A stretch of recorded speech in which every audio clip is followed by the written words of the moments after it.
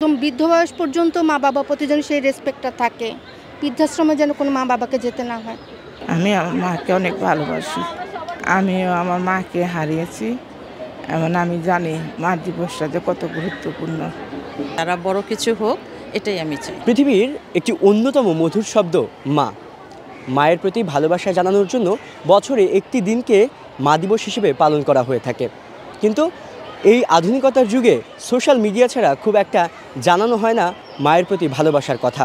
তবে আজকে মা দিবসে আমরা সন্তানের কাছে নয়, মায়েদের কাছে জানবার চেষ্টা করব সন্তানদের কাছে তাদের প্রত্যাশার কথা। আসলে সব সন্তানই তো মা বাবাকে ভালোবাসে, মুখে যে ভালোবাসি বললেই যে ভালোবাসাটা প্রকাশ হয় সেটা কিন্তু না।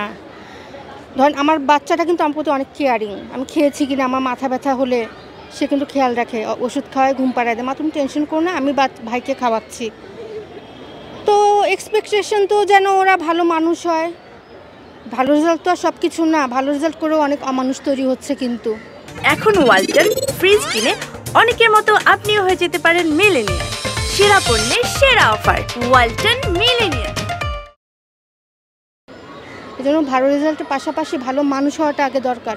যেন মা বাবার প্রতি ছেলেমেয়েদের কাছে চাওয়াটা কি আপনার? কিছুই না, তারা ভালো মানুষ হোক, বড় হোক, কিছু করুক, যাতে সবাই বলে যে না অমুকের বাচ্চা, অমুকের ছেলে, অমুকের মেয়ে এটা হয়েছে, এটাই।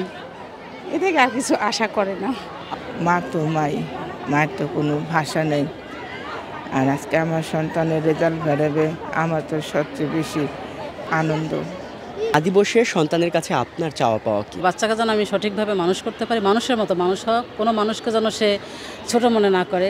সেটা হিন্দু মুসলিম যেটাই হোক না কেন, সে মানুষকে মানুষ হিসাবে দেখে। এবং বাবা মার প্রতি তার রেসপেকটেশন থাকবে। অন্য বয়োজ্যেষ্ঠদের যেভাবে সে রেসপেক্ট করবে, বাবা মাকেও সে সেভাবে রেসপেক্ট করবে। এবং বাবা মাকে সে যেন অসুস্থ হলে সে যেন ইগনোর না করে, যে আমার বাবা মা অসুস্থ হয়ে গেছে, থাকুক সে তার মতো করে। সে যেন তাকে টেক কেয়ার করে, দরকার হলে তার সাথে যেন হসপিটালে যায় বা তার সেবা যত্ন করে।